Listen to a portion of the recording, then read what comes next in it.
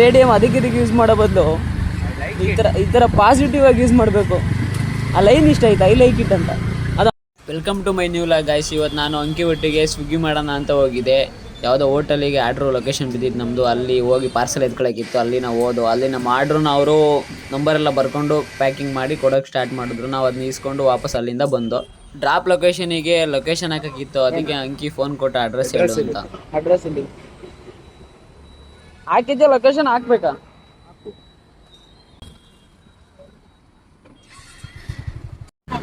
3 kilometre ಇದೆ, ಇನ್ನ 3 kilometre ಐತೆ. ಮಧ್ಯದಲ್ಲಿ ಒಂದ್ ಕಡೆ ಸಿಗ್ನಲ್ ಬಿತ್ತು. ಅಲ್ಲೊಬ್ಬ ಛತ್ರಿ ಮಾರೋನ್ ಬಂದ. ಅವನು ಟ್ರಾಫಿಕ್ ಪೊಲೀಸಿಗೆ ಛತ್ರಿ ಬೇಕಂತ ಕೇಳ್ತಿದ್ದ. ಆಮೇಲೆ ಸಿಗ್ನಲ್ ಮೂವ್ ಆಯ್ತು. ರೇಡಿಯಂ ಸೈಕಲ್ ಗುರು, ಸುಮ್ಮನೆ ರೇಡಿಯಂ ಅದಕ್ಕೆ ಯೂಸ್ ಮಾಡೋ ಬದಲು ಈ ತರ ಪಾಸಿಟಿವ್ ಆಗಿ ಯೂಸ್ ಮಾಡಬೇಕು.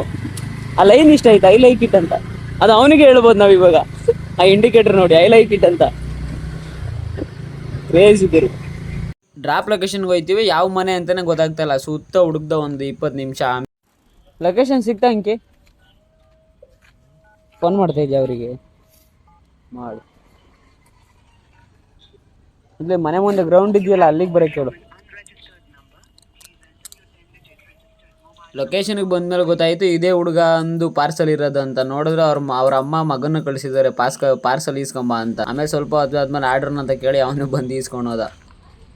ಕೆಲವೊಬ್ರು ಮಾತಾಡ್ತಾರೆ ಸ್ವಿಗ್ಗಿ ಮಾಡೋರು ತುಂಬ ದುಡಿತಾರೆ ಅಂತ. ಆದರೆ ನಾವು 24 ರೂಪಾಯಿ ಆರ್ಡ್ರಿಗೆ 50 ರೂಪಾಯಿ ಪೆಟ್ರೋಲ್ ಖರ್ಚು ಮಾಡ್ಕೊಂಡು ಹೋಗಿ ಬಂದು ನಮಗೆ ಗೊತ್ತಾಗಿತ್ತು ಏನು ಉಳೀತು ಅಂತ.